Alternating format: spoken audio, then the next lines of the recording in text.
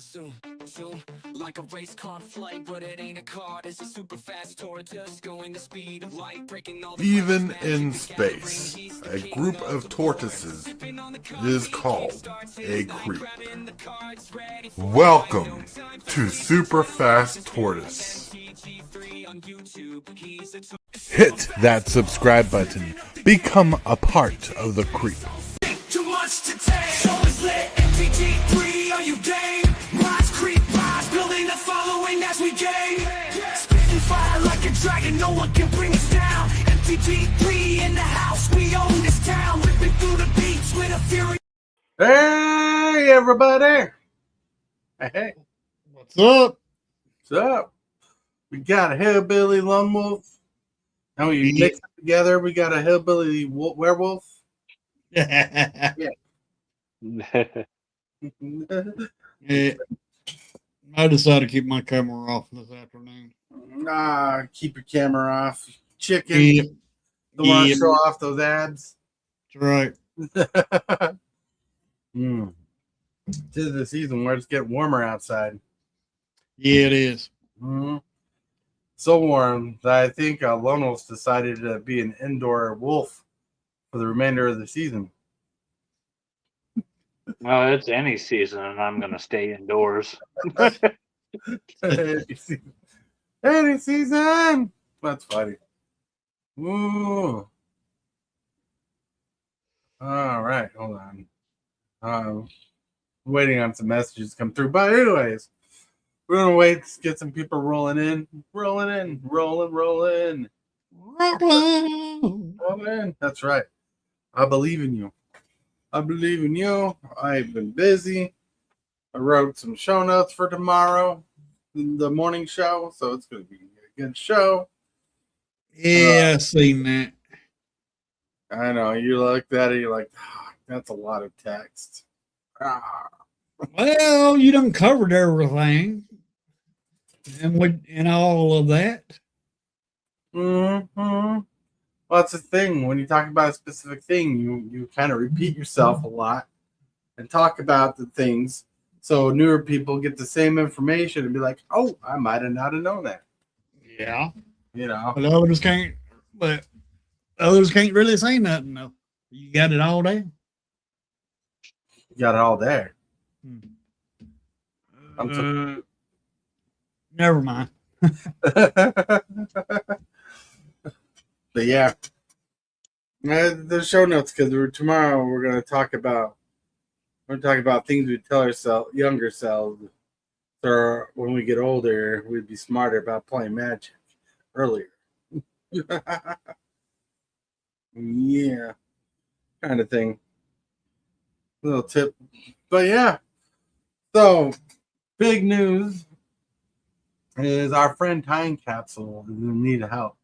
Him and his wife are going through some struggles, and in the description is the GoFundMe link. And hold on. Hey, Crystalline, what's up, old people? We are old people. And yeah, a friend needs some help. And hold on. Where am I going? He's trying to raise some money to pay off medical bills. And I've been afford medical bills. It's crazy. And my friend Time Capsule has been a background strip. Yeah, it's for the morning show. Our friend, our friend has been a supporter of the channel for a very, very long time, over a couple years now, and has helped out the channel a lot with growing, and has been much of a giver to the channels that he supports the community. And he's asking for help for the first time. He never asks for help if he can, he doesn't. And so when he came up to me today and asked me about it, I'm like, sure, I'll help as much as I can. So I went on, did my own donation, and we're asking for help with his donations. The link is in the description, but will also be in chat. Yeah, because it's very important. Like the community that builds us helps us. And I'm sorry, I feel weird talking about asking people for helping out with monies, but look, not everything can be solved by entertainment. Entertainment. Yeah, I see there's a handful of you here. Thank you for stopping by. Thank you for liking the video. Thank you for subscribing. You guys all rock. We're just chatting and chilling. Yeah. My hillbilly, like he muted himself so he could do some push-ups so you don't hear his grunts. I had a phone call. I don't get it. Like when you go, like when I don't know if you hear it on mine. I don't know if you heard anything, but when you mute, it goes kugunk, kugunk. I heard it. Not loud, but you know. Yeah, I heard you. I don't know I why. heard you. I heard you push it. Sorry, my brain had to stop from laughing. Man, but yeah. So my friend's asking for help. There's a goal. Everything you need to know is in the link. But other than that, come check us out. Just come and hang out with us. Tell us how your day's been. Man, Discord is loud. I don't know if you're hearing it, but I ain't hearing nothing. right, because I don't have Discord on my computer like some people do, but sometimes it pops off. Yeah, well, I got it on my computer, but yet I keep it on. I keep everything muted, just like my phone. Just like the phone. Yep. Like, do you get at mentions and stuff, or does it mute that? Mute everything. Oh, so that's rough. So trying to get a hold of you on Discord is impossible sometimes. Right. Oh, you're part of like 100 channels. Yep. See, I have certain things muted and certain things not muted. So if someone wanted to reach out to me, like I mentioned, I will get it. Only important people's got my phone number. You don't even answer your phone all the time. Well, there's always other ways. Yeah. Trust me, I know. It's called call the wife to bug the husband. Exactly. That's funny. That's my personal answer machine. I bet it feels like that some days. Yep. Trying to reach it. And if any of you want to reach out to a hillbilly, his number is 555-55-5555. You wasn't supposed to give that out, dag blanket. Right? Yeah, I'm not going to dox your phone number. Yeah, I know. Which reminds me, like, there's this one guy I used to watch stream, and I haven't watched his stream in a while, but he's friends with this lady in chat, and for a donation goal amount, he wanted to dox their full entire name. I'm like, don't do that. That's rough. Really? That's rough. I'm like, and like he was being silly and serious about it, but he didn't realize what he said. I'm like, that's not cool, dude. Because like, if someone did that to you, you would be upset. Yep. Yeah. That's why I go by Hillbilly, and not many people know my real name. Isn't your real name Jeremiah? Oh, tortoise wouldn't have said that, dag blanket. I'm just doxing you left and right today. Yeah, you are. Well, it's okay to let people know your first name anyways. Right. But, there's just some information you just don't tell people. Exactly. And that's what the guy was doing. But yeah, if any of you out there want to help out a friend, let us know. I made a short. I was hoping to garner way more views than it did, but it's gaining some views. It takes some time sometimes. Yeah. I mean, it has like 2 to 3 views consistently gained per hour, but you could be in the hundreds. Yep. What am I doing? What am I doing? I want to check out something. So, for those looking to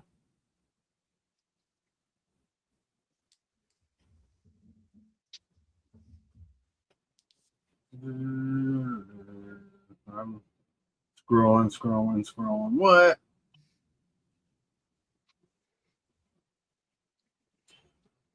So, our friends are looking to earn $1,600 to help with bills and pay off copays and stuff for the surgeries and stuff going on in their life, and being lacked from working, like being away from work because these surgeries and stuff. It's not helping with the money side. Right. You know, the person who's asking the help has has had a couple strokes, and they gotta get an eye surgery, like a surgery on their eyes, probably dealing with the stroke.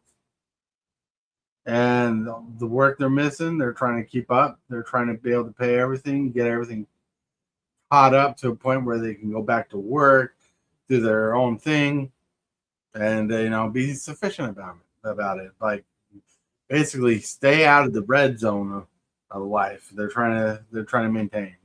Right. Mm-hmm. And the links in the description. It's in vertical, not vertical. It's in horizontal chat. But yeah. Ooh. Guys are rocking it. Mm-hmm. But yeah. If anybody has questions, let me know.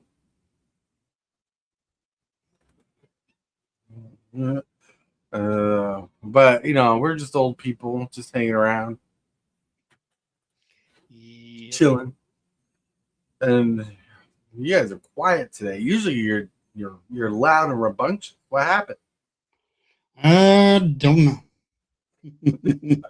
It's been a long day. Long day. Have you been outside the house or something? Yeah. Did your car work done? No, the car's running fine. Oh, now? Yeah. There's a link to the short. Oh, thank you. My short? Yep. All right. I was about to click on I beat you to it. it. Yeah, so your car's working now? Yeah, it's running good. What was wrong with it? Well, this last time it was just the negative battery wire. Oh, wow. The screw on it was stripped, so it wasn't making good connection. Ah. So I went to Walmart, bought some screws, and screwed it into the battery. That sounds dangerous. No, it ain't dangerous. Like, Negative wire is the ground, same thing as the ground wire, and it ain't dangerous. ah. So did you have to just ruin the connector to do that? No, No? nope. I don't know how it works. Hey, just like a regular screw. Oh, I caught that. You legitimately screwed a metal piece into a metal piece. Rubber piece. A rubber piece? Yep. No. So why didn't you just replace the connector? No need to. You like don't need to. Well, because here's my fear. You get some condensation under the hood. You get to that rubber that now has a hole in it, and it starts eroding the hole and destroying the rubber piece. That will eventually be a long-term problem. Well, it's the way they made the car.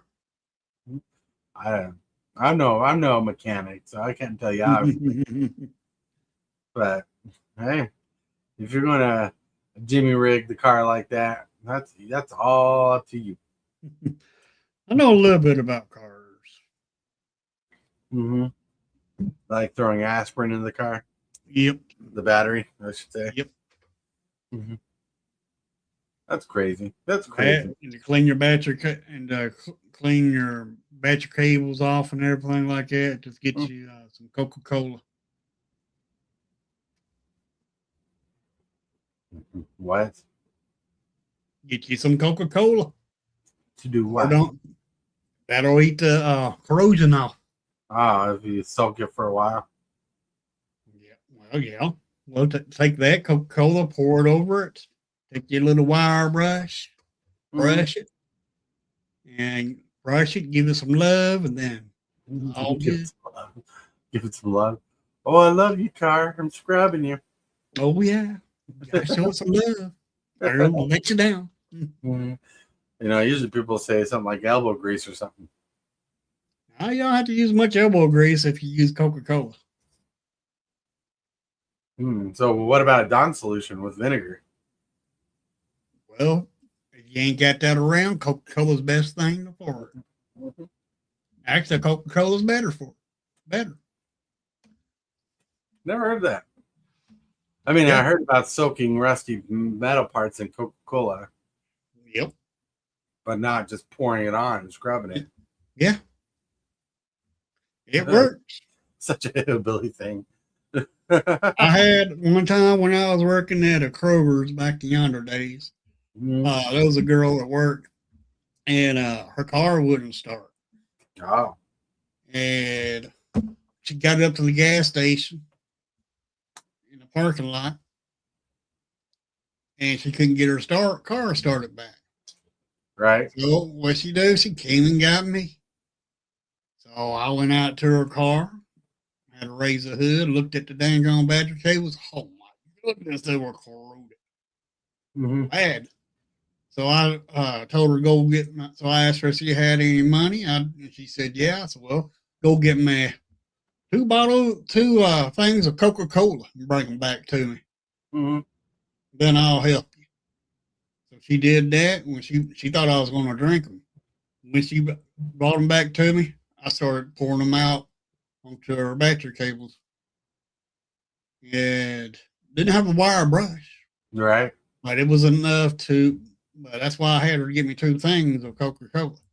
And ate all that bit of that corrosion off of those cables and slap those suckers back on that battery. Right. Or started up and ran like a dream. That's good. That's clever. Yep. And she looked at me and was like, I've never seen anybody do that before. I said, well, it's a backyard mechanic trick. There you go.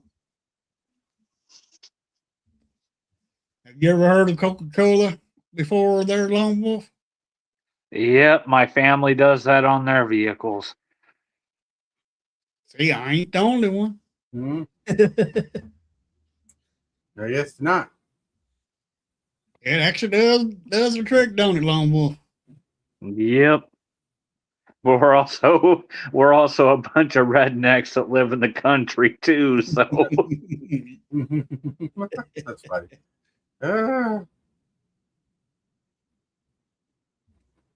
you got to do what you got to do what you can do to survive, basically. Yep. I ain't claiming to be no redneck or anything like that, but I know some tricks. You got some tricks. Yep. So yeah. Just like if a belt breaks, you can use a pantyhose for a temporary belt. Oh yeah. On a car. I've heard about that.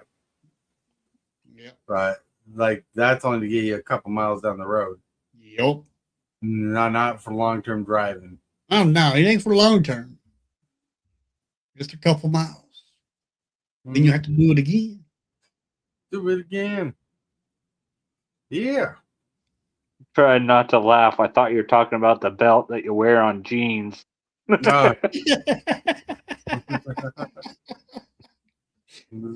multiple hacks for that. Oh yeah, Yeah. bungee cords. You can use those around your pants to hold your pants up. I've done that before. Right. Or what is it? Using a shoelace. Yep, Done that before. yep. Use a Um, shoelace. mhm. All Just kinds of use a, ways to do that. just use a whole roll of duct tape. That's a whole row Well, of duct tape. Holy cow. yeah, you wouldn't need a whole row. It'll keep them up. That's a lot of duct tape. Yep.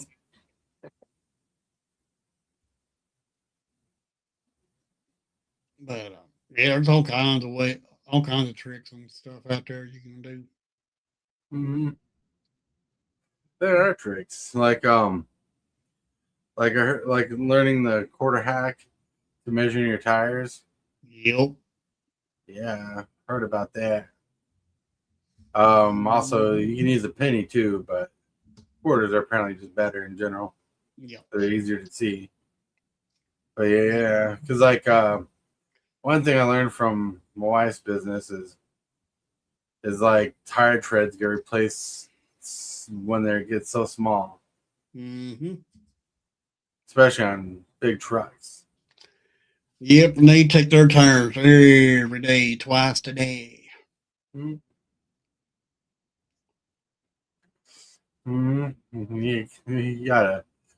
You gotta do all that stuff like vehicles. Do your walk around, Yep. like make sure there's nothing in the tires, nothing behind the tires. Knock on Trap- the vehicle to make sure there's no animals in the truck after being parked for a while. Yep. It's crazy.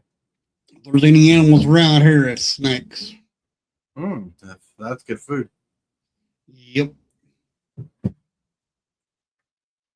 What is it? I don't know if one of us know this, but hillbillies are known for eating snakes. Lob off Yeah. the head, skinning them, cooking them over a fire, eating them. Yep. Yep, that's nothing new. Okay, I never had snake before to know if it's good or not. But I know there's certain snakes you can eat, certain snakes you can't. So, Right. so I don't know what it's like. Ooh. I mean, one day I'd like to try like gator. I'd like to try shark. I even told my wife I'd like to like where it's legal. I would like I would try a turtle like if it was cooked for me and everything. Turtle meat is good. Mhm. Turtle. I know it's a bit sticky. But yeah, there's like 7 different kinds of meat inside of a turtle. Mm-hmm. Mm-hmm.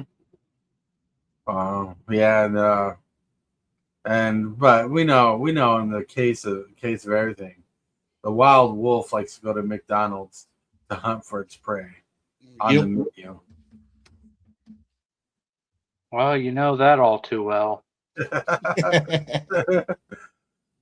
Scour the new Big Arch Burger. I heard Try that that. I heard that in Discord. Was that me? Somebody. Um, Yeah, I don't got Discord open, at least at the moment. I ain't got. Well, I think mine's open, but it shouldn't say nothing. anyways. So, Lono, have you tried the Big Arch Burger yet? Nope, I am stuck on the McDoubles. I eat like 3 or 4 of those in one setting. Mm. Dang. Well, I think you should try the Big Arch Burger when you can. It is good. Well, if you like that kind of stuff, if you like big burgers. Anything Yeah. that fills me up, I'm a fan of. Yeah, I like the double quarter pounders. well, you can get a double big arch burger, but the arch burgers are just the McDonald's final answer to the Whopper. Yep. And if you like Whoppers, I'm sorry, there's no cure for the Whopper. Whopper still tastes better. Exactly. But McDonald's Big Arch Burger is comparable. in size and flavor. They've had big arch burgers before. Well, it's gotten popular now. Yep.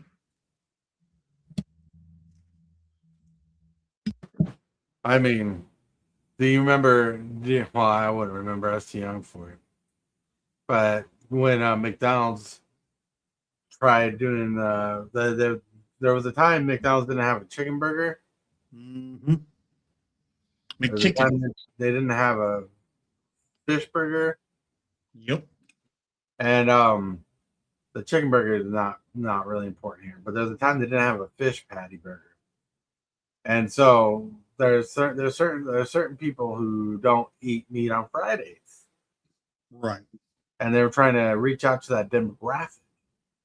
So the two McDonald's at the time tried a different thing. One shop sold fish burgers or fish sandwiches, McFillets.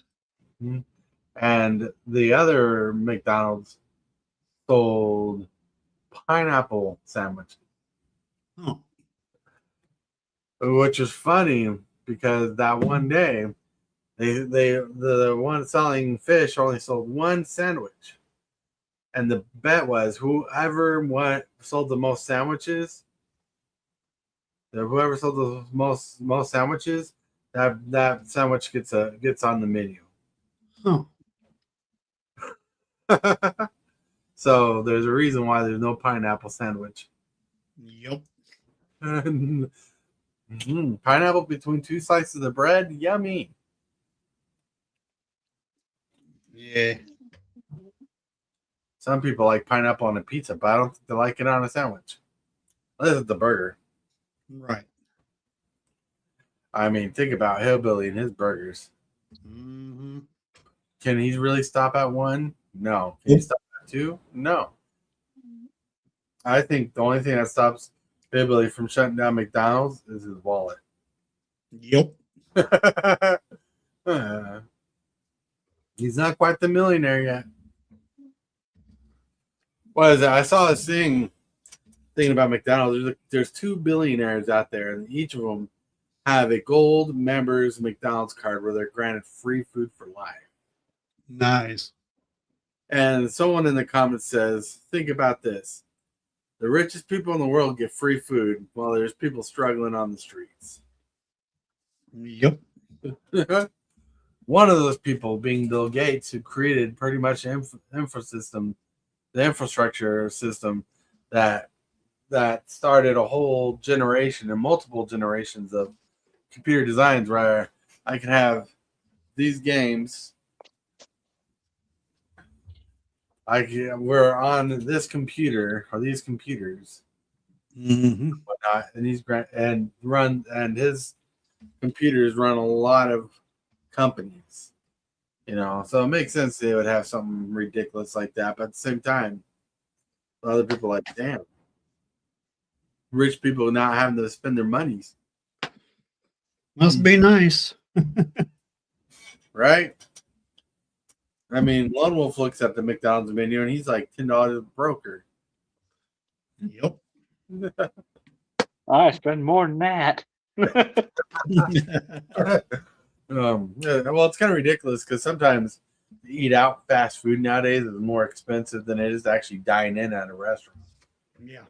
Especially when you get like if you're like my wife and I, when we go to like say McDonald's, we get a big arch burger and sometimes we get a shake on the side with the drink value meal. And 2 of us, that's a lot of money. So you go to McDonald's and shake. We go to McDonald's and shake, yeah. And but if we wanted to sit down, we go to Texas Roadhouse, probably spend the same amount of money to get 2 actual good meals. Yep. Well, the thing is with fast food, and yes, I'm speaking on experience. If you use their coupons like they have them, you save a lot of money doing that. Mm-hmm. Like I normally go up there and I get about 3 to 4 sandwiches and only spend like $4.50, $5. Right. Yeah. Well, to be honest with you, we don't go to McDonald's enough to abuse those coupon privileges. You could do that anywhere. You just got to know where to look. I mean, like we got a gift card. We got a gift card just laying around to go to Cheddar's. I don't know if you ever heard of Cheddar's before, but they're like Texas Roadhouse but for burgers. Mm-hmm. You know, We got one here. you know, a fancy burger joint, and we hardly ever eat out. We've had this gift card for almost 2 years. Yeah. And it's on the other side of town. We don't like driving to the. Well, wife doesn't like driving to the other side of town. I like when we go to the other side of town. It usually means we're going on a shopping spree or something fun. My biggest issue is the nearest McDonald's for me is like 2 blocks from the house. Oh, wow. Sounds like a crippling issue. It is, trust me. That's funny. Yeah, like I was telling my brother the other day, if they ever did, which I don't think they ever will, but if McDonald's came out with that $50 a month unlimited food plan, we need to start walking every day instead of driving. Yeah, I don't think that's going to be true. I don't think it is, but you never know. Fingers crossed. Right.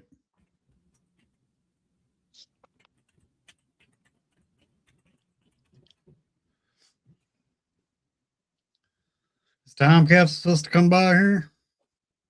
He doesn't have internet right now. Oh. Yeah.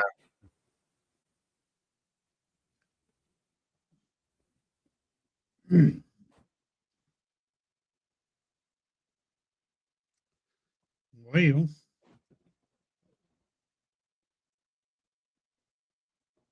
Oh, yeah. So looking it up, the $54 a month unlimited meals plan is a rumor about a McDonald's testing it. Yeah. Like I said, I don't think it's real. I don't think it will ever come true, but there's that little part of me that has my fingers crossed that it does.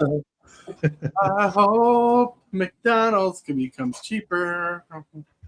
Yeah. Hey, Rayman. Evening, gentlemen. Good evening. Good evening. You're just chilling. You must have got off work. I did. Yeah. Got off about 5 minutes early, came home, threw some stuff in the microwave, and now I'm here. Ooh, hey, thanks for stopping by. We're just chilling and chatting on a Monday. Well, we also talked about a friend's GoFundMe.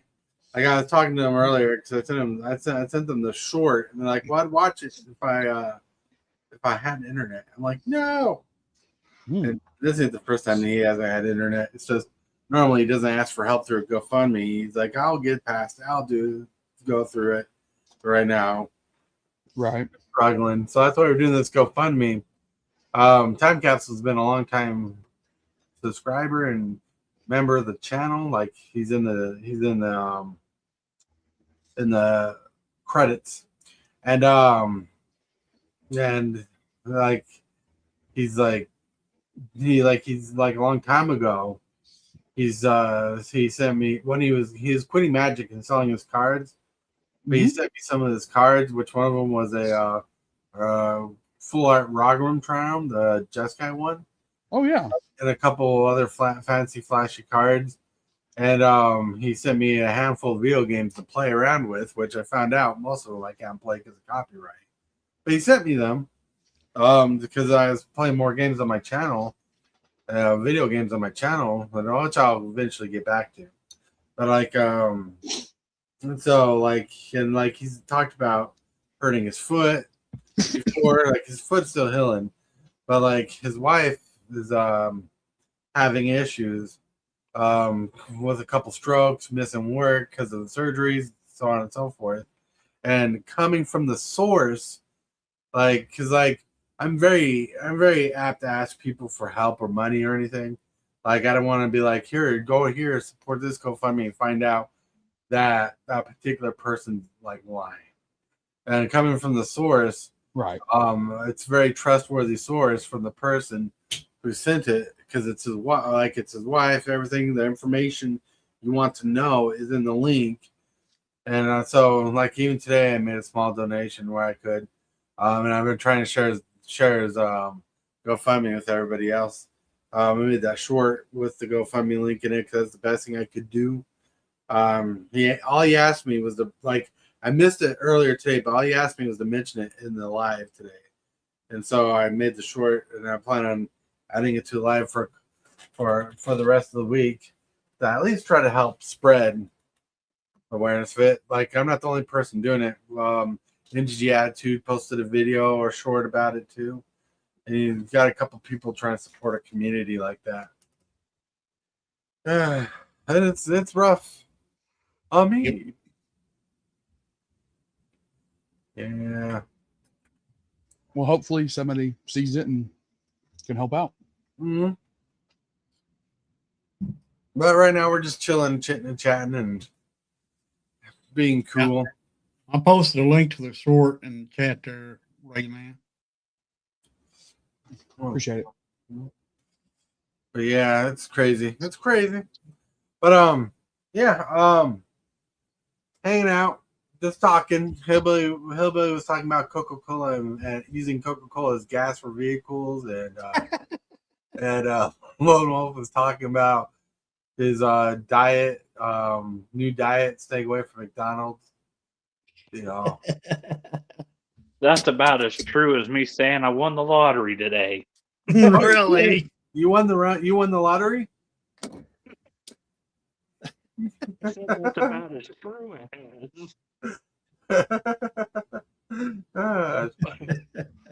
I'm Think I'm gonna stay away from. from Think I'm gonna stay away from McDonald's. Shame on you. That's funny. What was that, Raymond? So I'm eating leftover jambalaya. Nice. I like jambalaya. My uncle, his is it ex-girlfriend, a seafood long time jambalaya? ago taught me how to make it. The seafood jambalaya? So I didn't have enough of any of the one meats to just make it. So this has shrimp, smoked sausage, and pepperoni in it. Mm. So yeah, it's basically a miniature jambalaya soup. Mm-hmm. So I remember the first time I had jambalaya. I was a kid. My friends gave my parents the leftover jambalaya because they were going on vacation. They didn't want to go bad in the fridge. And oh my Lord, I ate that up. But My yeah, uncle dated this woman for, I don't know, a few months, and she made it one time, and I begged her to teach me how to make it. nice. Because I'm actually a fairly decent cook. Right.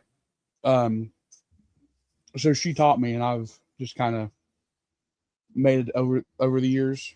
I was, I don't know, probably 17 at the time. Mm. So it was a long time ago. Like I'm like the okayest cook in the house. I'm not the best like my wife, but I'm the okayest because I'm like the only other person that cooks in the house, and I cook more than everybody else in the house. But like I never made jambalaya before, but I'm pretty sure I could find a recipe and follow it pretty well. But like I'm one of those let's scrap something together, kind of make a meal kind of person. Like I see we have hamburger. I see we have mac and cheese. Let's put 2 and 2 together. Let's add some hot sauce. Nice. No. But you know, that brings me up to an interesting topic of thoughts. Things that we grew up with, my wife thinks is weird. My wife thinks, and maybe she's not the only one, but if you make mac and cheese and cut up hot dogs and put it in the mac and cheese, she thinks that's weird. Okay. That's all poor people food. That's what I'm saying. And knowing her in the past, she was poor people, but her poor people food was making knufflies, which is like a boiled noodle. like a not like a boiled noodle, but it's like kind of like a biscuit that's cooked by boiling it, but a small biscuit. Potatoes and cream corn and whatnot, and if you knew her budget, she went for the cheapest stuff because there's a whole story explaining why she went to like cheaper stuff, but let's just say ramen noodles was kind of fancy for her taste. Um, but out of all the poor stuff, because I know she was like a poor person, she does not like hot dogs and macaroni and cheese. I'm like, what? I'm like, you know what's good with macaroni and cheese and hot dogs like that? And she's like, well, she's like, nothing. I'm like, no, shredded green beans. I'm like, you put shredded green beans in that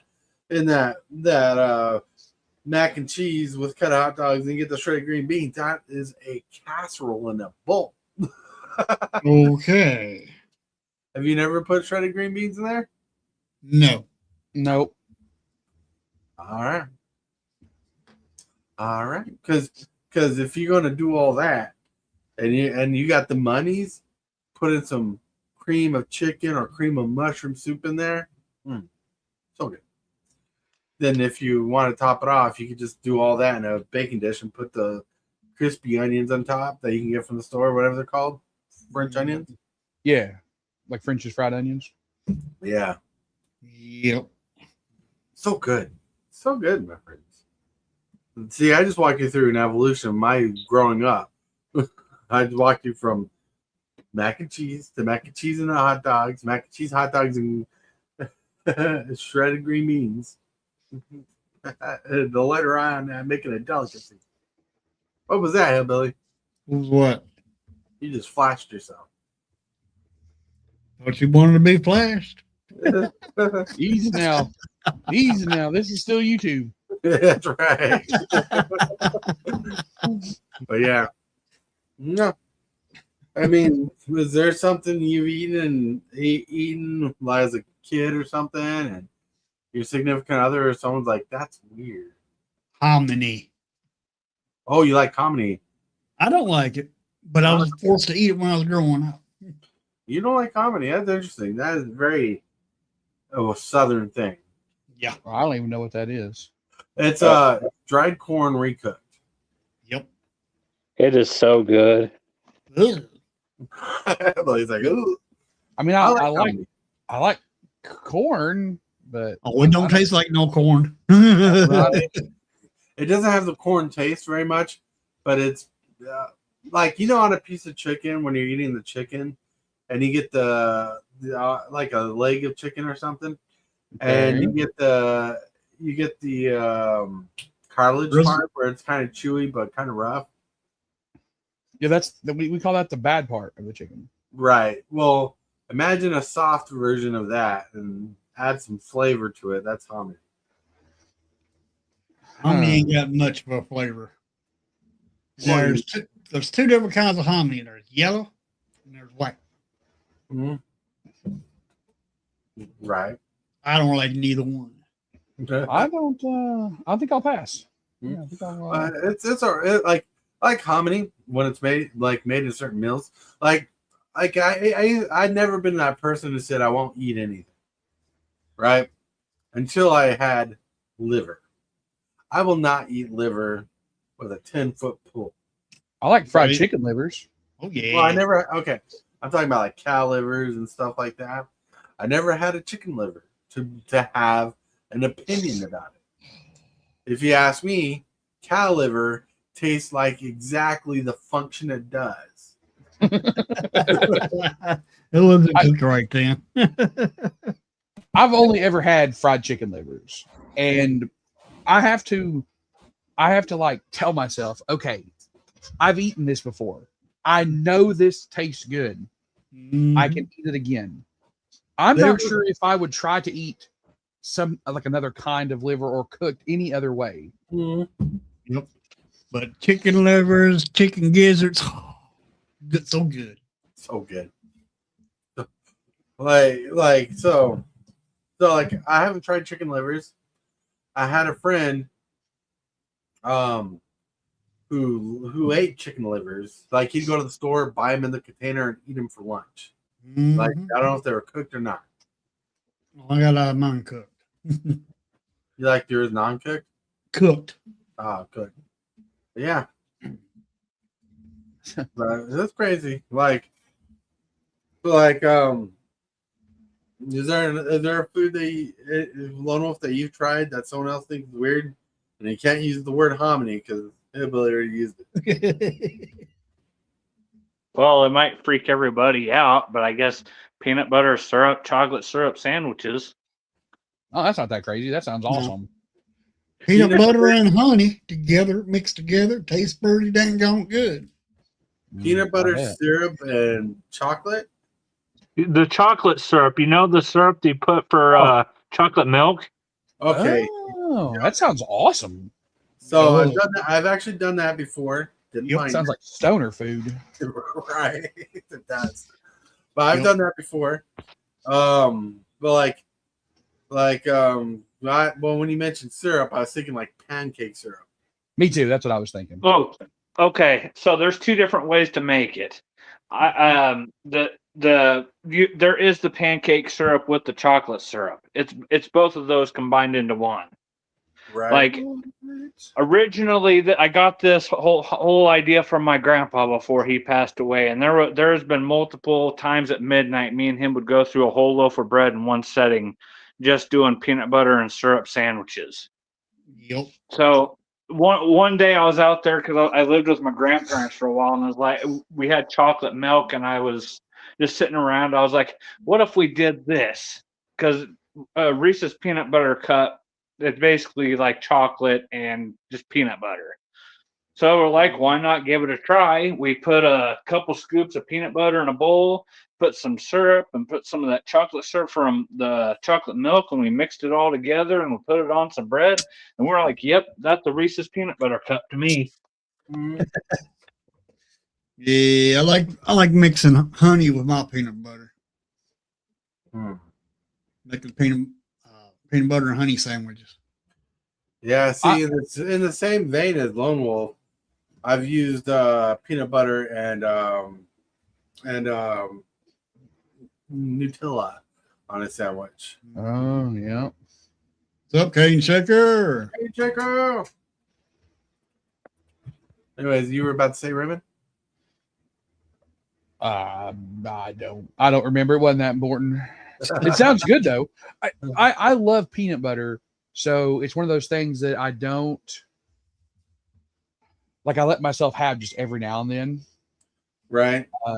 There was a time when a buddy of mine, who I did my podcast with a decade ago now, he owned a restaurant, and it was awesome because we could invite people to come on our show, Right. and then we'd be like, hey, and before you come on the show, we'll feed you.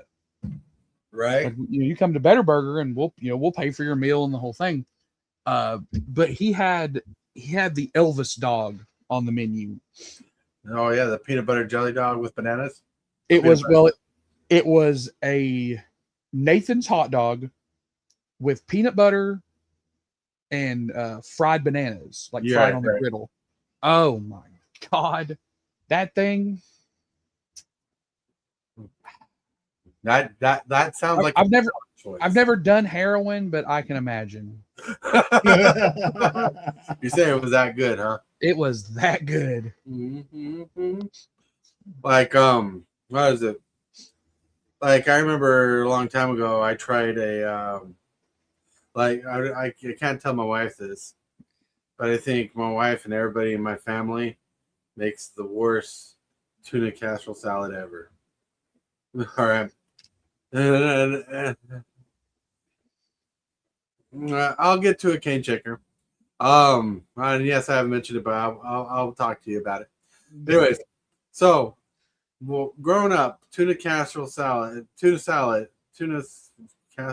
whatever, had tuna, mayonnaise, peas, celery, another crunchy thing, and something to give it a flavor like ranch dressing. My family makes it with tuna, peas, noodles, and mayonnaise. I'm like, Noodles. don't ask me. I don't know.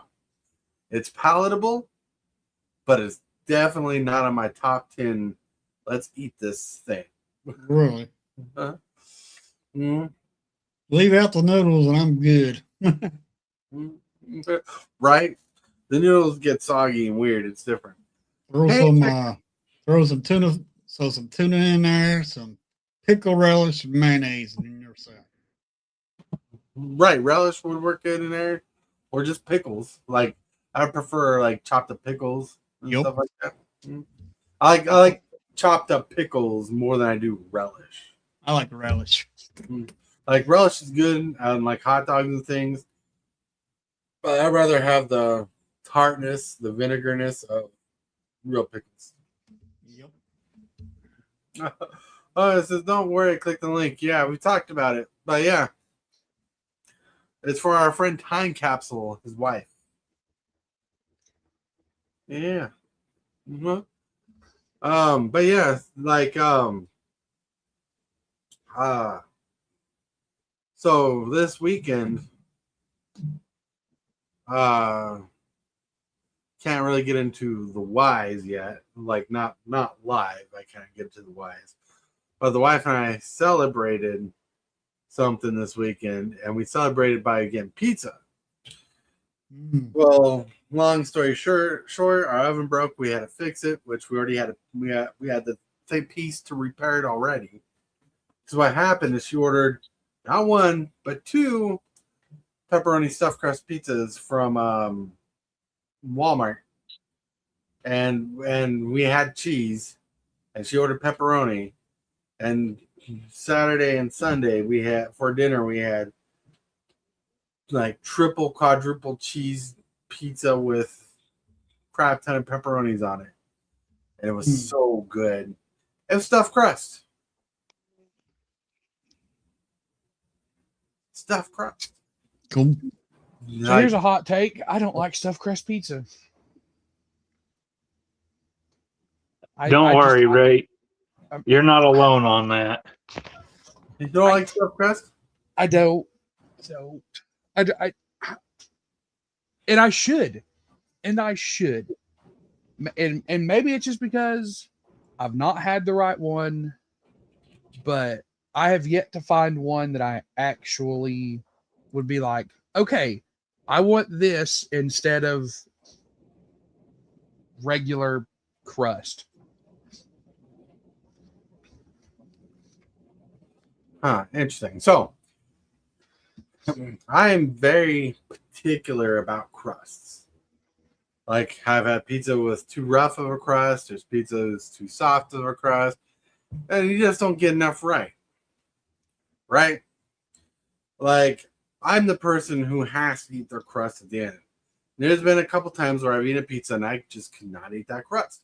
I felt like I was wasting food by throwing away that last little bit of what should be gloriness at the end of the pizza. So I'm not a crust eat first. I'm to eat the pizza first and enjoy the crust after to see if it fills me. Yep. Stuffed crust, I'm not like a super big fan of, but I prefer it because it makes the crust easier to eat and more enjoyable compared to finding some possibly too thin of a pizza and the crust is like too hard to eat. So that's why I like stuffed crust. I actually just prefer pizza that doesn't necessarily have a crust. That's just pizza all the way to the edge. Oh, I love pan pizzas too. That's my favorite kind of pizza because you don't have to worry about the crust at the end. But or if there's a crust, it's a very tiny, just little strip. That's how most pizzas in New York are. Yeah. Well, you're a person who's very particular about your pizzas now. I am. I am.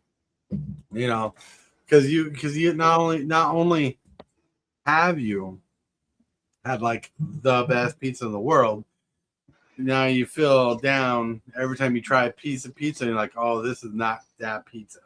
Well, so it's been it's been over 15 years since I was in New York.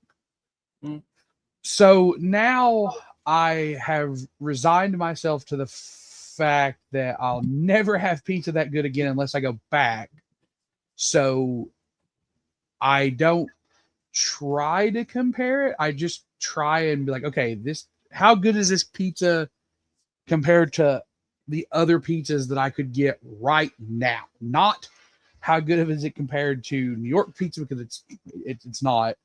So I just try and compare it to the pizza that I could get, if I went to a different pizza place. Right. And I will say that for the pre-con tournament, Legend Dave ordered pizza from a place like pretty far, 20 miles away, and had it DoorDash down. And that pizza was the closest I've had to New York style pizza, except for the crust, because the crust was mid. The crust was mid, but the pizza itself was solid. Right. I've had pizza like that too. Now I can't say I've had New Yorker pizza, but I've had pizza that was solid all the way to the crust. And that sometimes that crust thing like ruins the experience. Like, oh, I just enjoyed this. And I can't really eat this crust and enjoy it. And I bet there's a lot of people out there who are similar to us in our thoughts. Anyways, I need to go on break. Go on a break, refill my coffee, go to the bathroom and stuff, get back. So we're going to go to a break so you guys can do the same thing. So I'll see you guys hopefully in like 7 minutes. Woo. Woo-woo. Let me find the break pause scene. All right.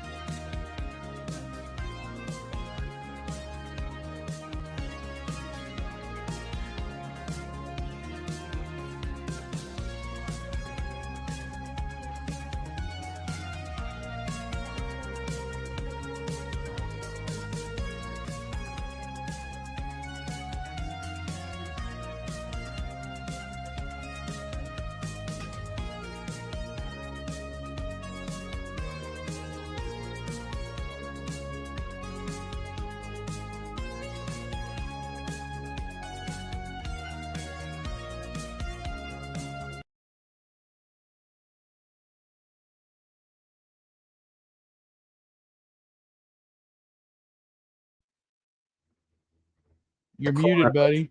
Oh. There we go. Sorry. Yeah, so it took me a little bit longer to get back because it got cool enough outside. I could open up the windows. Nice. So yeah, it was nice. So that's what I was doing. And the son came home from going out on a date with a girly friend and talked to him for a second. But yeah, so how are you guys doing? How was the break? Doing all right. Yeah. I finished eating. Understating? Or finished eating? Finished eating. Yeah, nice. And now I'm petting the cat. Although he's not happy about it, but that's okay. Yeah, I opened up all the windows and all the cats decided to migrate towards the windows. Like most of our cats are too afraid to go outside, but they love going to the windows and getting the outside smells. Except one cat. Well, we have one cat that will, if it gets the chance, it will go outside. It won't run away. It'll just walk outside casually, like it's meant to be. Mm-hmm. But we don't let our cats outside. They're inside cats. The one cat that thinks it can go outside whenever it wants to was adopted as a stray. There was a stray that was caught by a what do you call it? Animal rescue, Animal control. Animal control. Yeah, and you know, made sure it was up to health and everything. Because the story, because I wasn't there when we got the cat, but the story with the cat was my son and his mom. This is before I was in the picture. They wanted to adopt a cat. And the child found the most sickly looking cat ever in the cat shelter, and wanted that particular cat. And the mom was like, "Are you sure you don't want another cat? This one looks healthier. It looks like it'll live longer." And he's like, "I want this particular cat." All because this particular cat, our cat Lily, went up to him and gave him affections while the other cats just kind of looked at him. There you go. That's how you know. And well, lo and behold, over 10 years later, the cat is still doing good and pretty fat. Well, it's healthy, but you know, you got a little spare tires going on. That was the cat distribution system working its best magic. Right. We have some fun cats. We have a neurotic cat. My particular cat, Onyx, was adopted during the derecho, when we had the derecho. And boy, whenever a storm comes by, he's the first one to hide. That's funny. My cat is also not a fan of storms, but he absolutely hates it when the power's out. Oh no. Our It's cats are fine. so quiet. He has like separation anxiety, Right. and he doesn't like being alone in the quiet. So when the power goes out and it's just quiet, Yeah, is not a fan. Are you, buddy? our cats can manage the quiet. Our cats can manage the quiet, but our one cat, Onyx, like it gets a little rolling. You get the rolling little thunders outside or anything, he gets neurotic to the bone. Yeah, we're supposed to have some of that Wednesday, I think. No doubt. Yeah. I know the weather's giving it, but I've looked at the models and I'm just not seeing it. So I don't know what they're seeing that I'm not. But I wonder if they're worried about pop-up storms. Yeah, that's probably it. But the Storm Prediction Center has us in the first step of like there's a 5% chance there could be severe thunderstorms. Mm-hmm. And I'm like, I'm looking on models and I can't even see regular thunderstorms, let alone severe ones. Right. So I don't know. Yeah, my wife has become somewhat of a self-proclaimed expert of weather, watching Ryan Hall and learning all the tips and tricks and stuff. And she watches out for all those storms like crazy. One, it's part of her job, caring about the safety of drivers out on the road and where they're going. Two, when she looks for help, she has to look for the best direction to find help for the people on the side of the road. Right. That's one of the things she does. I started getting into it when a tornado hit near my house and did a bunch of damage. Mm-hmm. And like no one, they were giving like rain on the local weather. So I go, well, I guess I'm going to learn how to at least read these weather maps and stuff. Right. Because I'm not going to get caught off guard like that, but like that again. Mm-hmm. No doubt. No doubt. Yeah, that's kind of what happened with us when we got hit by the derecho. We didn't have like they basically, like, our weather report people treated strong winds and stuff, but they treated like the derecho as if it was a myth. Then we got hit. I mean, I did a couple stupid things during the whole thing because I didn't realize we were in the kind of storm we were in. I never been. So first time for everything because I did some stupid things. Let's see. Mrs. Fiddlesticks, hello.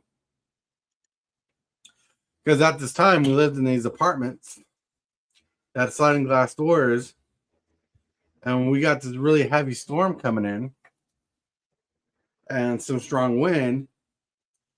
And my brain was more curious than anything else. And it's probably a fault of mine at this time. A fault of mine being too curious. I was watching the rain going sideways and everything. Then the window started shaking. And this is the first time I've been in a major storm in Iowa. And I've never been in a major storm like this before. And the window started shaking, and then the wind started opening the door. So I stood there holding the door shut, which is probably one of the stupidest things you can do during a tornado kind of thing. Then after a bit of holding it shut, I locked the door, which is fine. By staring at the door. And then after a while, I went and sat down on the couch, which was like not even 10 full feet away from the storm. Then I noticed this white wall passed by the window, which a tornado hit our apartment. And I didn't realize this was a tornado at the time because I'd never seen it before. Right. And then it just waltzed through like a straight line going horizontal, waltzed through our apartment complex and tore everything up, which none of us really saw until the wind and everything stopped. Then I noticed there was water leaking, so I went and grabbed towels from the bathroom and threw them on the floor where the water was coming in, and was make sure that was taken care of because I didn't know what to do. Never happened before, and I sat there in front of a window during an on-land hurricane and tornadoes, just getting a full view of the storm.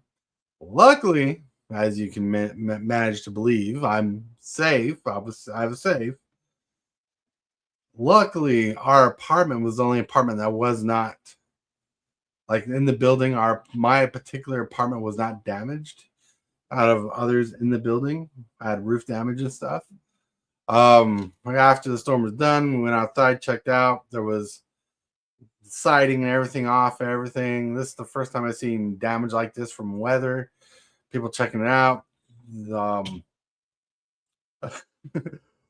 Apparently everything I did in that particular moment might have been stupid, but when we moved out of the apartment, we got our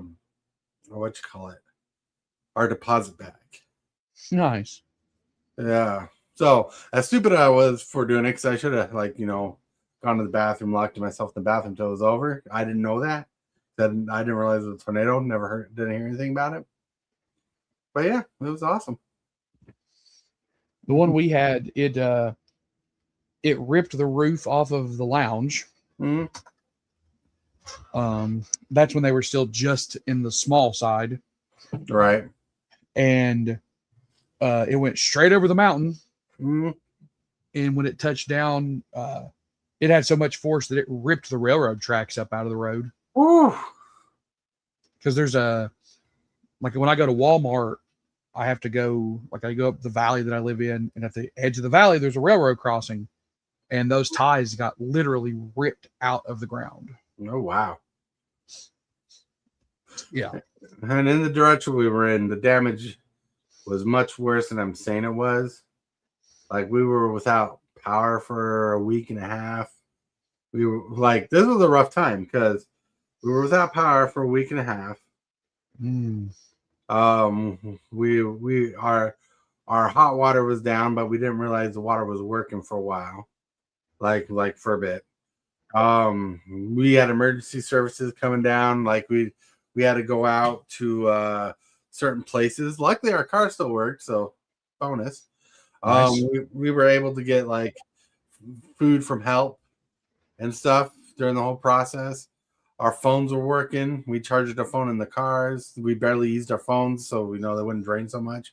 But we charged the phones in the cars. It was hot during the summer, and during the recovery phase, the big C hit. The COVID hit not too long after. So the wife had to go to work. And she worked for a child care facility, not a child care facility, like a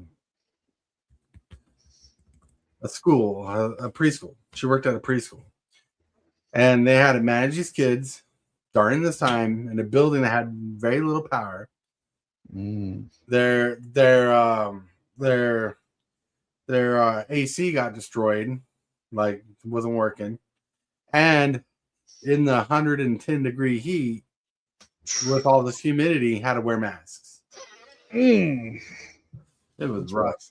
It was rough for the wife. She come home and she had marks on her face from the mask, and it wasn't tight marks. It was like when the mask's too tight. It was the sweat gathered up, made it all right.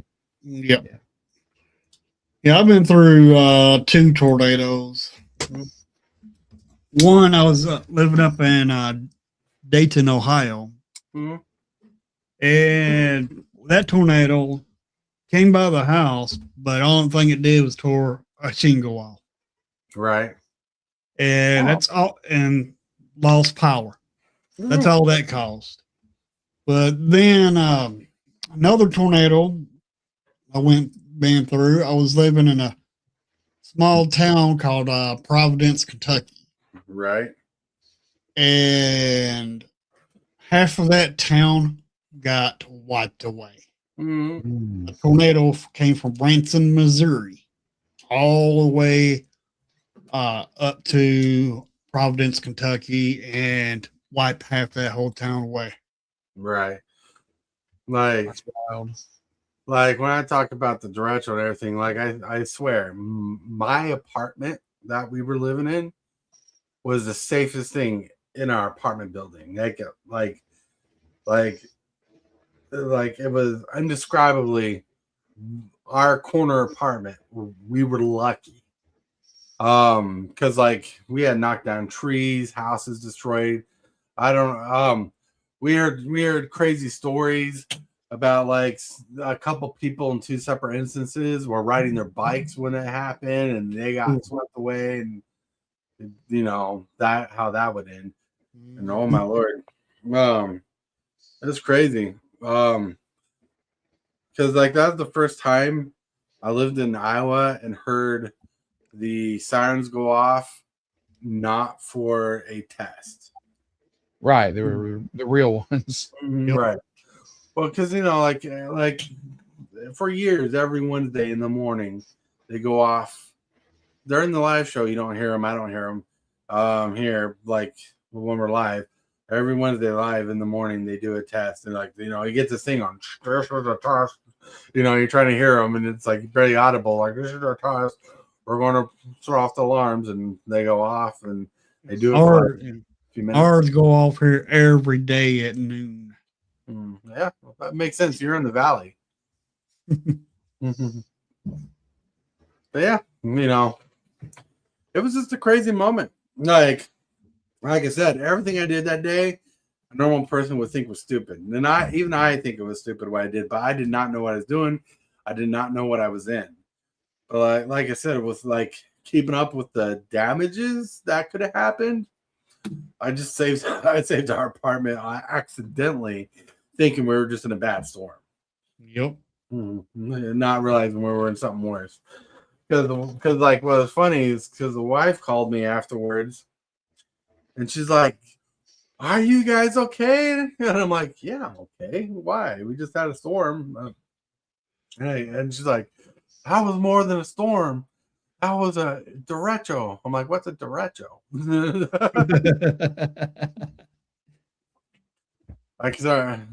Then later on, I forgot about the derecho name. I was looking on Facebook, and the way it was spelled, I'm like, "What's a Derico? Why are they name it after me?" Like,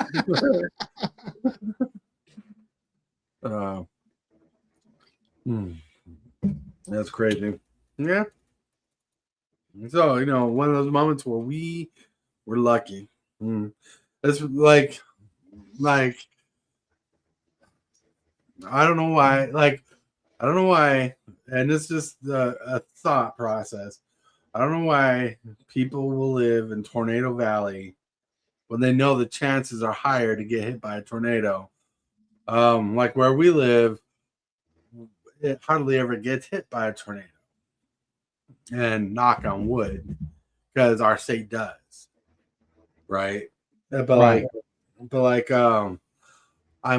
just don't like when certain people live in certain areas. Like, is it because they can't just uproot themselves or something?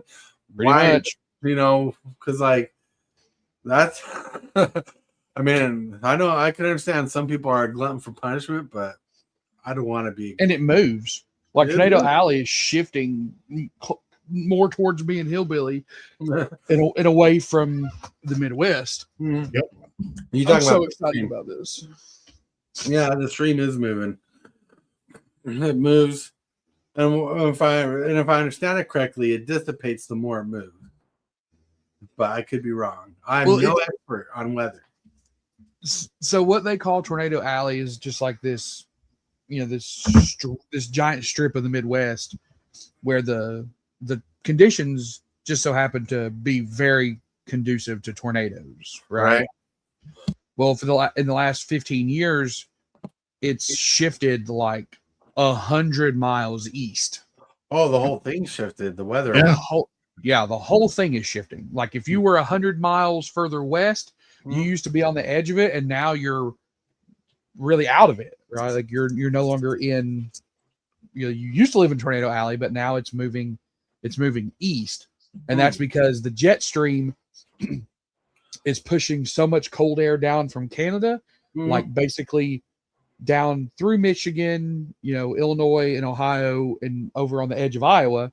Right. And then you have all the warm air just shooting straight up from the Gulf. And where that hits is just causing just massive amounts of weather. And that used to be much further west, and now it's coming really far east, like the very edge of Kentucky. The very western edge is Paducah. Yeah, like Paducah, correct. Is right there in it now. Ooh, that's not good. See, I knew every year the pattern shifted and changed, but I didn't realize it was like doing a permanent change. Yeah, it's doing permanent changes. Yep. That's ridiculous. Before you know it, I'll be living in Tornado Alley. Yeah, me too, buddy. They're having winter weather in May out west. Yeah, in Denver, it's going to be snowing. It's patootie off in the next few days. but they need it. They need it bad. Yeah, even Utah needs more snow. They've been lacking on snow, especially in the northern parts of Utah. Mm-hmm. Like Utah, where so we went to Lake Powell 3 times Mhm. over about 10 years, Mhm. and the places that we used to go, because we would kind of like try to go to the same rough location every year, Right, those places haven't been accessible for a decade right. because the water levels dropped so low. Mm-hmm. Well, that's ridiculous. Yep, That's it's from ridiculous. just lack of rain and stuff. Not getting Mhm. enough. Yeah, cause like they're like the ski resort. The ski resorts closed earlier than expected this year. A couple of them stayed open, but they weren't getting business like through skiing. They actually like one of the ski resorts.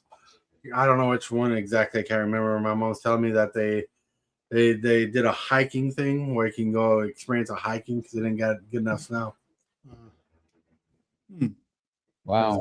Like that's how bad some places got. Like for southern Utah, I can't really talk about because that's where it gets more desert.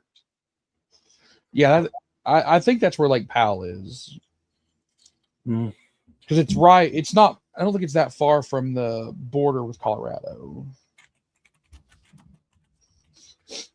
But yeah, they're getting some Oh no, so winter weather. I guess it's to the west. Interesting.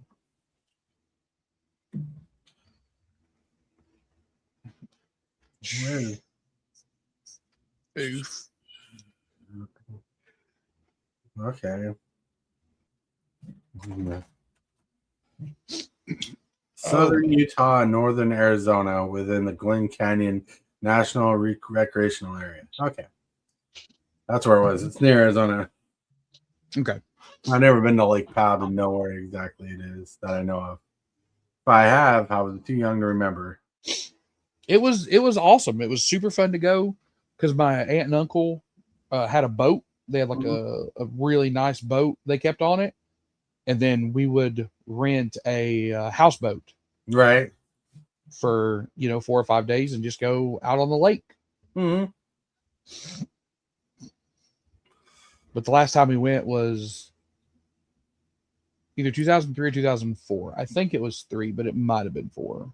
Right. That's crazy.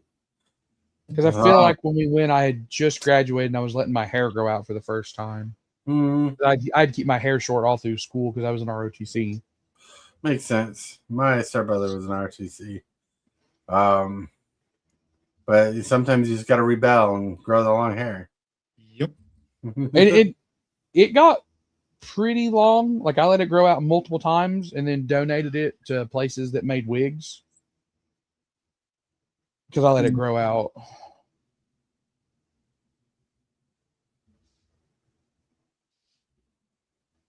Mm-hmm. Yeah, so like I never had my hair super long. I get too impatient. I got too impatient growing up. Like I would like the longest my hair has been was like to my shoulders. I just got too impatient with it. I'd shave it. I do like when I was young. I had my hair at different lengths throughout the year, so maybe you'd have a hard time recognizing me because my face changed throughout the weeks because like I wouldn't keep just one style. Like one. Longest my hair's been down past my shoulders. Well, you seen how long my hair has been. Right. Yeah, I remember how long it was before he shaved it. Yep. Mm-hmm.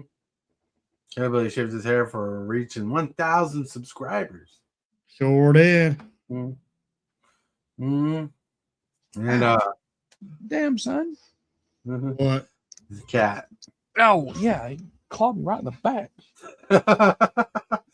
Hey, what you want, buddy? It's like I'm down here, not on the screen. Ow.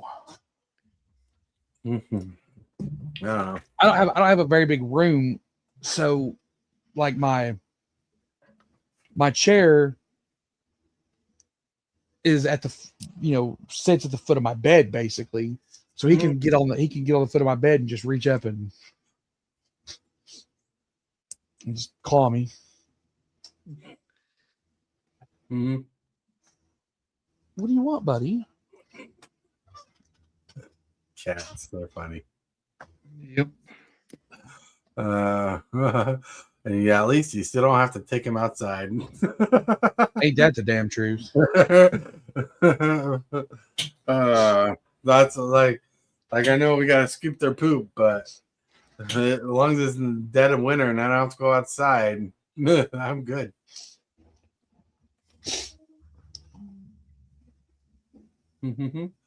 All right, but anyways, yeah, man, still got little things to do before we move. I gotta vacuum this cat room and stuff, and because when we move to a new place, we're not gonna have a cat room. The cat's gonna have a laundry room, well, it's not a laundry room. It's where the laundry stuff is, and because my recording place will be in the same bedroom confinement as the wife,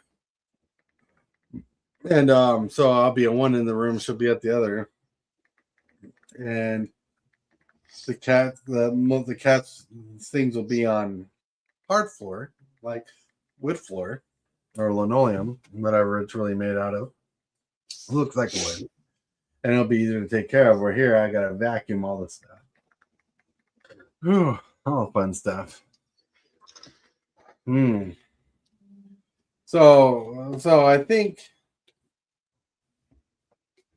I don't know what the plan is this week, but we're moving Saturday, so Friday. I think Friday, we're moving stuff Saturday, doing a full move Sunday. So I think all the way up to Friday, we should be able to still get our regular games in if you guys are interested in those. Yeah. Friday might be the loosest term because that might be the time I need to break down everything. Yeah. We've got F&M on Friday, and then we are doing the second honky tonk on Saturday. Honky tonk. Hillbilly got the Orzhov pre-con or the Civico pre-con. Sure did. Did you get Nice. sleeves for that deck? Huh? Did you get sleeves for that deck? Yep. It's already sleeved up and ready to go. Ready to go. I will say that deck's going to be difficult to play on stream just because you're equipping so many of your opponent's creatures with stuff. It's going to be hard to track who has what. We'll just have to use a piece of paper and write the names down. Yeah. Piece of paper, write the names down. Go crazy. Go nuts for donuts. That's right. Oh, I can feel the temperature change in the house. Nice. It's getting chillier. Which is pretty crazy. But it is a fun deck, Hillbilly. Oh, it looks fun. It's very tactical though, because if you go the wrong thing, it can screw up multiple turns worth of plans. Oh no. Oh. Yeah. Look at that. Nice. Yep. It's already sleeved. Yeah. Just waiting to play. Nice. Waiting to play.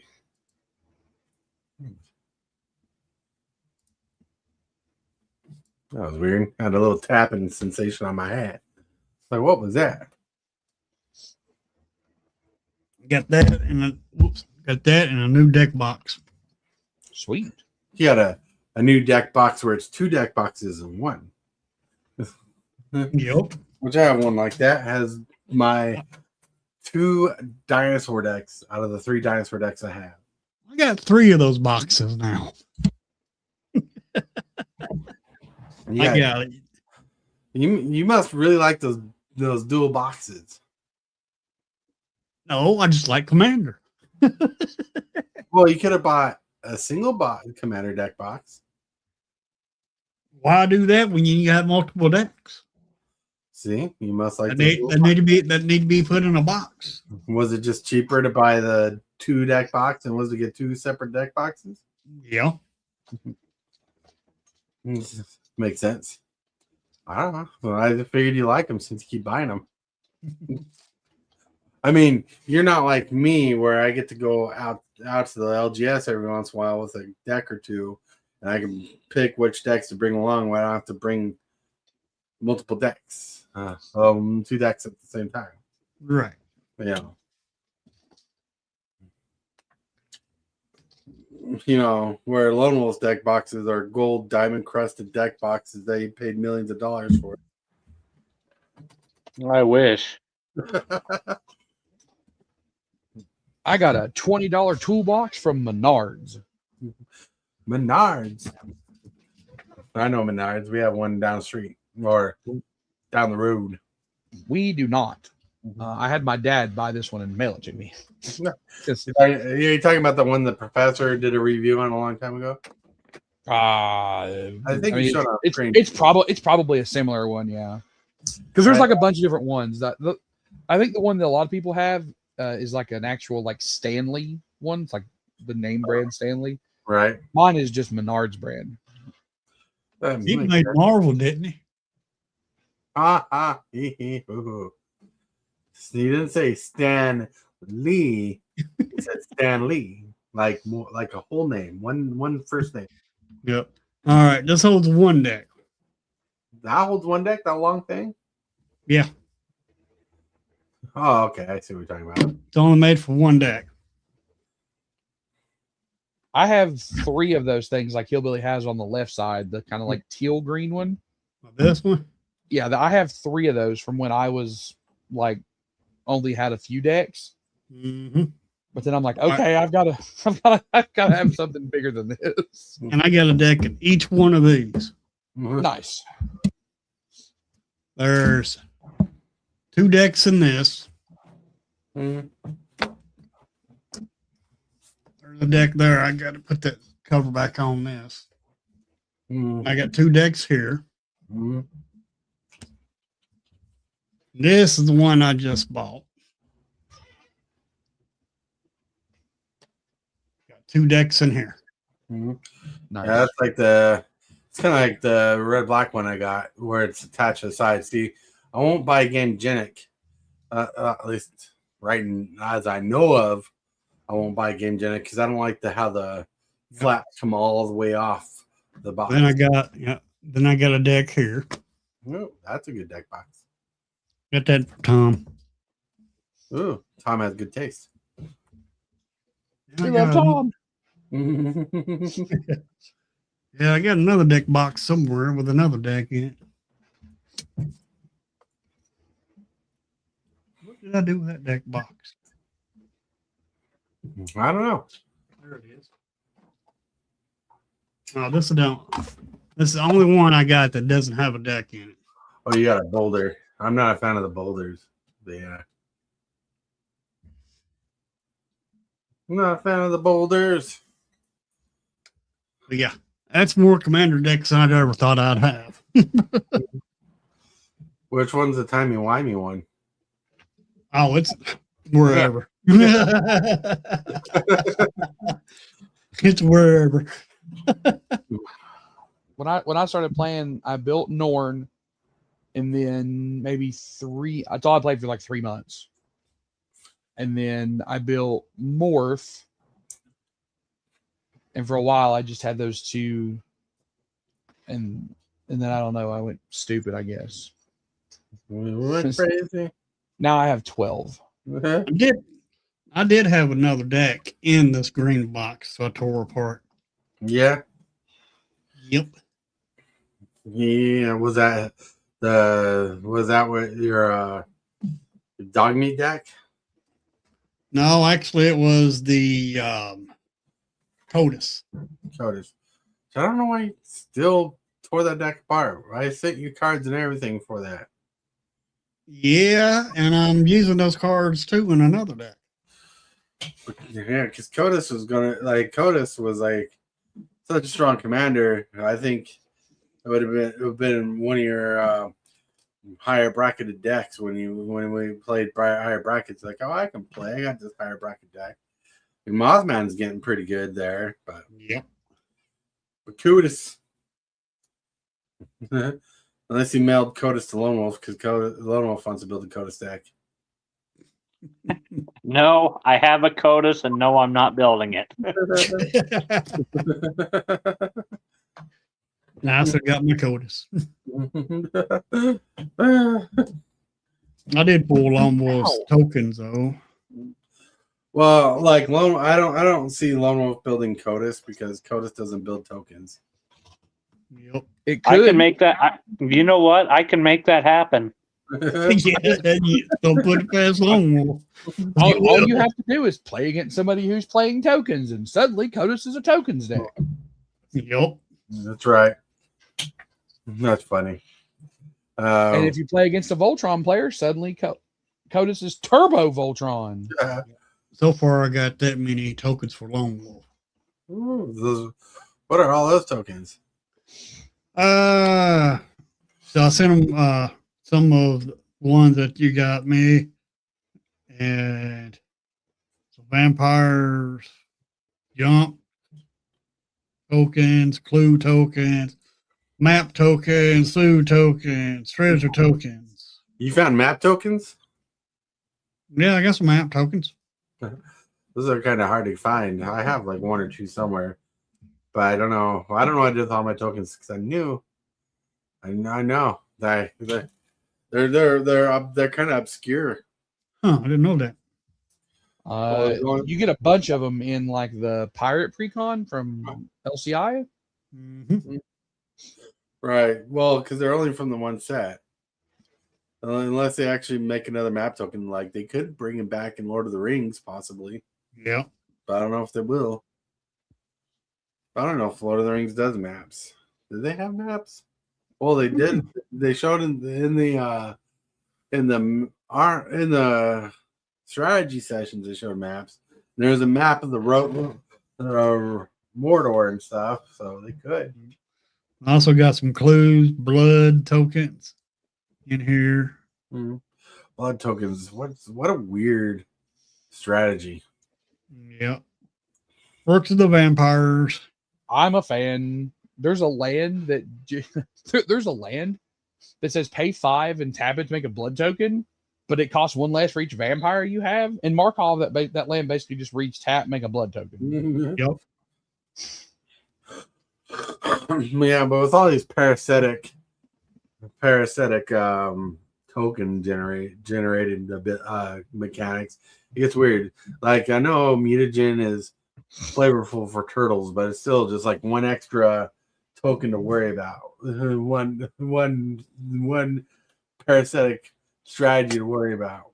I'm surprised you don't make your own mutagen tokens. Right now I don't need to. After opening 3 boxes, I'm pretty sure I got plenty. Yeah. I got plenty myself. Like I thought about it, but I'm like, well, at this point, it'd just be making them for fun than actually needing them. That's the one token I need. Mutagen? Yep, I completely forgot about that with that turtle. Well, it's not a turtle deck anymore, but Jeez, I wish you would have said something before I sent the box, because I could have sprinkled them in there. Yep. oh, it's no worries. Because I was like with the map. I was thinking, me and Hillbilly were talking about that yesterday, and I was like, oh, I need to ask him about map tokens because I don't make a lot, but I make some, and I don't own any map tokens because I never got any of that set. right.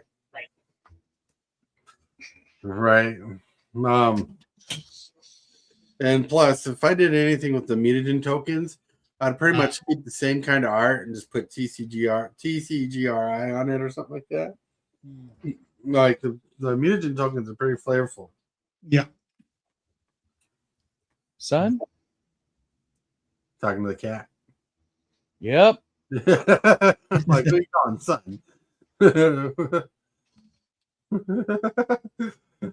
He wants food. It's almost 10 o'clock. So he wants food, but How he does not long? get food until 10 o'clock. 15 minutes, and it's just you think the poor guy has never eaten a single meal in his entire existence, instead of the reality, which is he's eaten twice today. That's what our cat Lily does.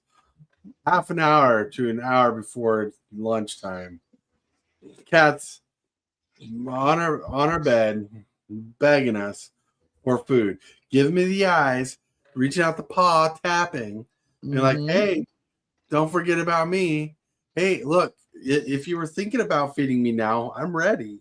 Even though the clock says you still got some time. And what's even worse is when daylight saving switches. Like, Oh my god, it's the worst.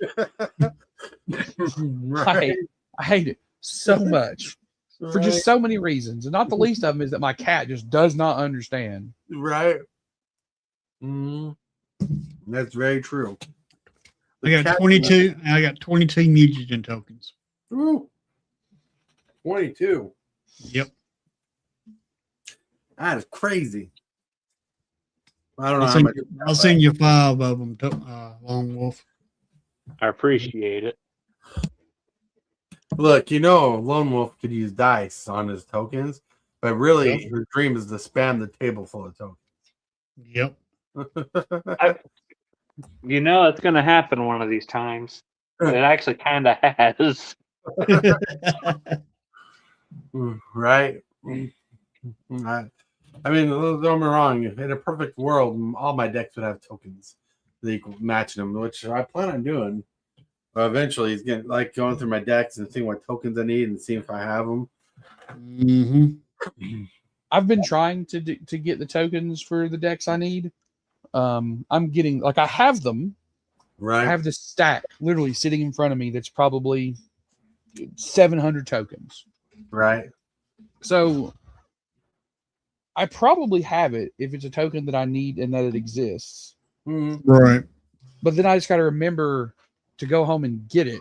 I'll be sitting there Mm-hmm. playing the game and I'll be like, damn, I need a servo token. Mm-hmm. And then I go home and forget. Yeah. Servo. Servos, man. Oh, because when I first made my tokens. I didn't get to tell you guys about the insanity that happened on Friday Night Magic. Because I haven't talked to you guys. We talked this morning, but it was and we got to talk about tokens. So Friday night, we have a good crowd, another almost record-breaking crowd. And part of that crowd was an entirely new player. She literally just had a pre-con. That's all she had. So she ends up in a pod with us, and I'm thinking, okay, this is like their first F&M. They're playing a pre-con. They're playing the new Quandrix pre-con, the Zamone one from Strixhaven. Mm-hmm. And I'm thinking, okay, I want to let this person have a good first game, with can kind of see like a lot of what's going on. So I decided to play Omnath because Omnath doesn't do anything quickly. It just kind of sits there and dirtles, and I gain life, and I don't really do a whole lot. And then I can let my opponents do stuff, right? Right. So we sit down, and the guy we get in the pod with, I like. Josh is a very, very nice guy. But his decks are very strong. And I'm like, oh, Josh, what kind of insanity are you going to put on the table? And he goes, oh, I'm not playing anything crazy. I'm just going to play Arabella. And immediately I should have been like, oh, God, this is going to go so badly. Mm-hmm. But I was like, well, now, Josh, listen, our other pod mate here, this is her first game. And he goes, yeah, this will be a great game. This will be fine. I'm like, okay. All right, Josh, I trust you. That was a mistake. So on the first turn, he goes, land, soul ring, signet, pass. Oh. Oh, okay. All right. That's how this is going to be. Okay. And by the third turn, he was swinging with a flying Arabella at me and we were just like losing 4 life a turn. Jeez. So, because so those who don't know, Arabella is a 1/1 that says whenever she attacks, each opponent takes X damage, where X is the number of creatures you have with, I think, power 1 or less, but it might be 2. And then they gain that much life. So if he has, so if he has 4 1/1s, me and the other pod person take 4 each, and then he gains 8. Mm-hmm. And that's how it was. The first time he swung, it was 4, and then it was 7. And I was just like, oh, okay, I've got to find some way to get this stupid Arabella off this table, because I can gain life to make my game last longer. But that precon is not going to be able to handle this. It's just going to die. Yep. No, die. From damage that he's not even swinging at her, and Right. she's going to die. Right. Makes sense. So over the next few turns, I just draw over half my deck. I'm not playing the deck to win. I'm playing the deck to draw, to try and find removal. Right. I just want to kill the Arabella or wipe the board, something to make this game last longer so this person can have a fun game. I can't draw my removal. I don't hit a board wipe. I don't hit spot removal. I've drawn half my deck. I've thrown all but 7 cards in my stupid graveyard, and I cannot hit removal. Oh, I hate when that happens. Wow. It's happened to me And- a couple times recently. Yeah. So she gets down to 1 health. I'm at 11, and I draw my last card, and not my last card, but like I draw the last card that I was going to draw that turn, and I look at it, I'm like, I'm so sorry that this happened to you. Like, because she did nothing. I think she played 2 creatures the entire game. Dang. Jeez. I mean, she fetched 1 turn. She played an artifact. She played a cup. I mean, but the game, like on the 6th turn, we were both facing, if he gets to swing 1 more time, we're dead. Right. Basically, is the situation that it was in. So I pass. She plays a land, plays a creature, and passes. He goes to swing. I gain enough life that I go to 2. She dies. And then I go, well, I guess I'm dead on my turn if I don't figure out what the heck I'm going to do. And I have been thinking about taking, is it Rampaging Baloths? It's the one that whenever you play a land, you get a 4/4. Yeah. I have considered taking that out of my deck. I don't know how many times, Multiple. because I never use it. But for some reason, I left it in the deck. I didn't take it out. And on my turn, I put into play with haste 56 2020s. Oh. How did you get 56? So I had multiple trigger doublers in play. So whenever a land enter, my stuff would double trigger, Nice. or in this case, it would triple trigger. Right. Wow. And then I scape shifted for 9. Ooh. Oh. Wow. And one of the lands that I got was Field of the Dead. Oh, nice. Nice. Does the deck have red in it? Yeah, it's Omnath, so it's everything but black. So are you running it? No, you probably wouldn't run Valakut. Yeah, never mind. Now I do have Valakut in the deck, but I had already thrown it. Like it had been pitched several turns previous. Right. And I'm like, well, now they don't have trample, they don't Right. fly. But I'm like, well, Josh, you have like 13 blockers, and here's 50. It was 50 2020s, and well, half of them were 2020s and half of them were 1818s because they were 2/2s instead of 4/4s. Right. He's sitting there doing the math, and he's like, well, I can block 13. How big did you say they were? And I'm like, well, half of them are 2020s and half of them are 1818s. And he goes, yeah, I'm dead. I walked over to her after the game, and I because she had got up and went over, was talking to her girlfriend, and I walk over to her, and I'm like, I'm so sorry that was how your first F&M game happened. If it makes you feel any better, I hit him really hard on the turn. That's funny. Jeez, that's crazy. Yeah, And like Rampaging Bellas did it.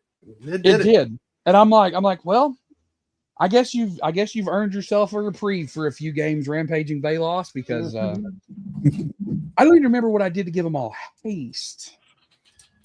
Because that was part of it. Because I gave them haste with something, and I don't remember what it was. There is a card. Was it Exploration, or was it Team Ascendancy? Was it Fervor? I know it wasn't Team Ascendancy, because I don't have one of those, even though I have it in a deck list. I really need one. You see, I'm going to look and see. I think I have most of my deck list here. I don't know what I would have gave them haste with. Trying to. I legit don't know. I don't remember what it was. Because that doesn't do it. That doesn't do it. Do you have a creature that gives creatures haste, like the Cyclops? Oh, that's how I got it so big. So I made 4 4s and 2 2s, and then I cast Finale of Devastation for 16. Oh, okay. So they all got. It was actually 16 into X, so it was 18 mana total. Because when I put those 9 lands in play, I was getting 3 mana per one off of a Lotus Cobra that was triple triggering. Wow.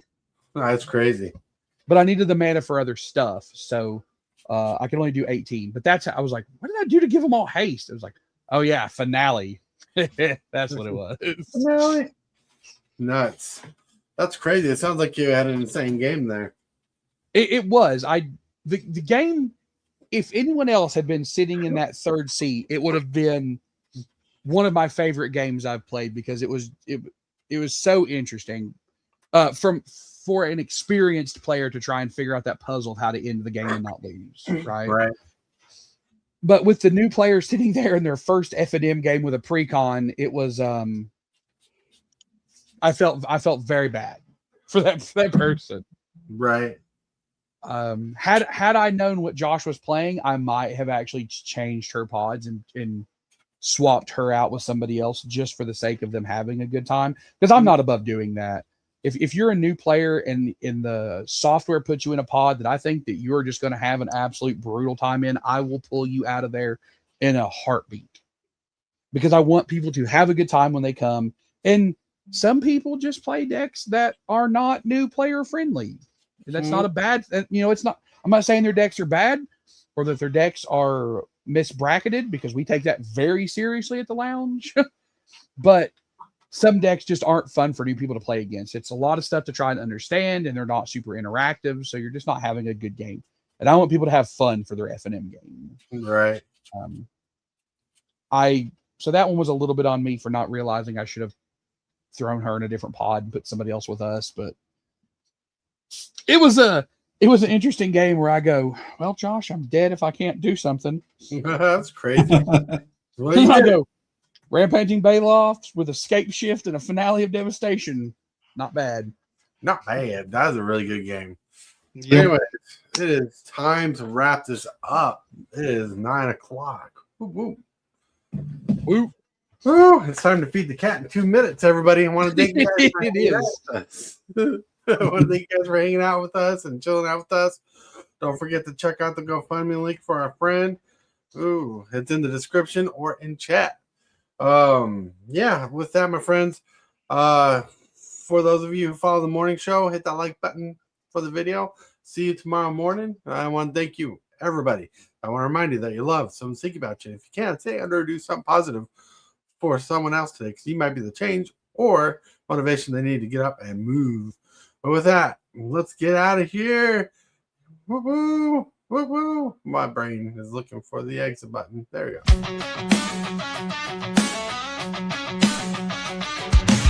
Start the morning with coffee in your cup. Time to hang out with friends and chat it up. Bring a smile and good luck. Hit that like button and let's chat it up. Good times start with us, you and me. Good morning, welcome to the morning coffee show. Let's talk from in the shell and share good vibes and good times. Friends and friends that bend the senses. Let's get a bit senseless. Welcome to the morning coffee show, where we bring good vibes and good times. Welcome to the morning coffee show.